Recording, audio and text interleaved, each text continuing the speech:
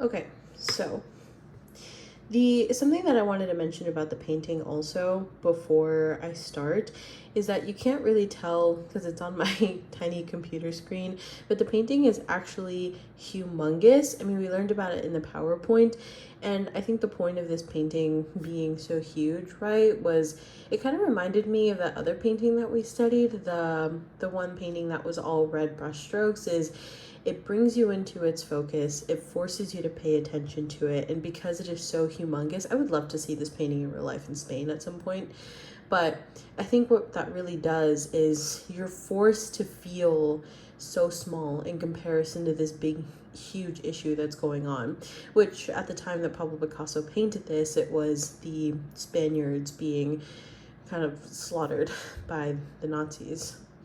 um, I think the reason that I chose this subject matter in specific is because it's something that never really goes out in the world, which is war, and the thought behind us having war within our world and innocent people dying at the hands of politicians and governments.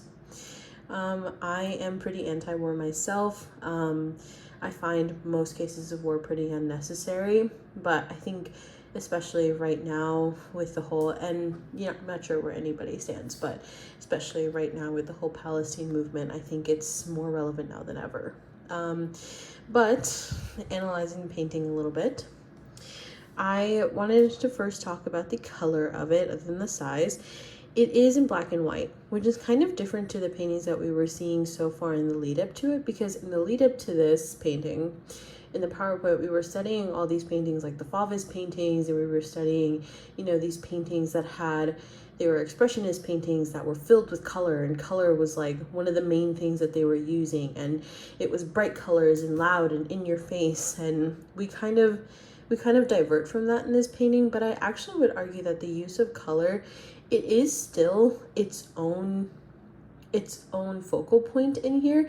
So it's still expressionist. The color itself is not he's not trying to get the color across as something, natural or in the natural world. I think the color was chosen very specifically because black and white, I mean, when you see this painting, it doesn't feel hopeful. It feels very bleak. I mean, there's no lie about what the painting is supposed to be, right? I mean, you're brought into it and it's telling you the truth. It's dark. I mean, it's dark subject matter. There's a lot of things going on within the painting, but I find it really interesting that there's not any like vivid reds. There's no anger. There's no any of that. It's sort of like a quiet helplessness when you're looking at the painting.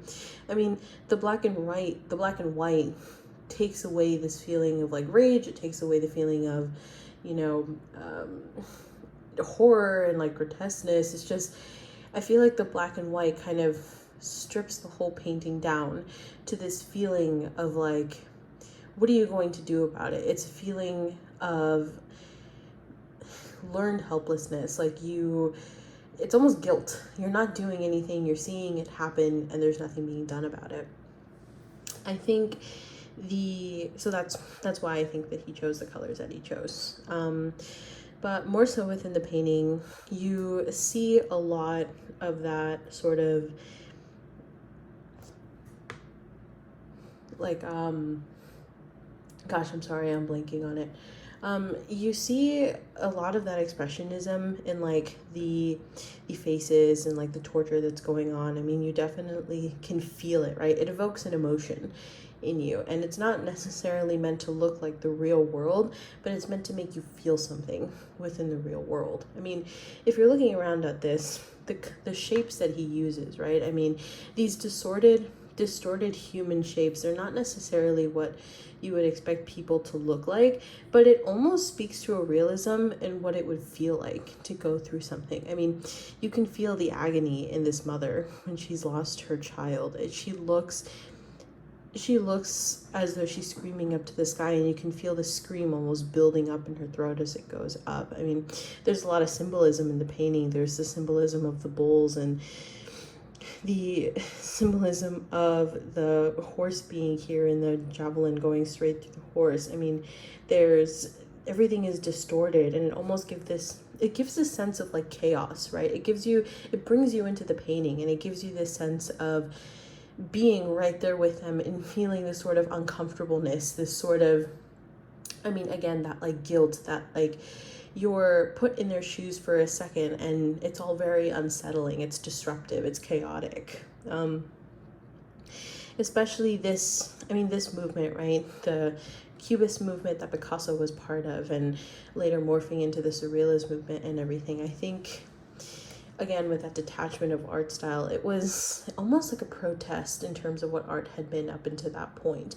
And I think it was pushing the edges of art, and it was saying something with art that hadn't, even though we had those kind of religious iconographies and those, rebellious images of like saints and everything when it was illegal to do so, this is more, I feel like it's more angry. When I see pieces like what Picasso did, the sharp lines and the chaotic movements and the almost like the way that the pieces are just, I mean, the whole canvas is filled. First of all, the use of space is very telling. There's not a single piece in here that he didn't really use. And it looks, I hate when people call Picasso's work simplistic, or they say, anyone could do it, because it really doesn't feel like that to me. I mean, it takes great skill, in my opinion, to take so many elements, put them into a canvas, right, of this size, and still make them so cohesive. And I think that's what he did with this. He made it pretty cohesive. I mean, if you look at this, everything kind of tells a story, and it all goes along with each other.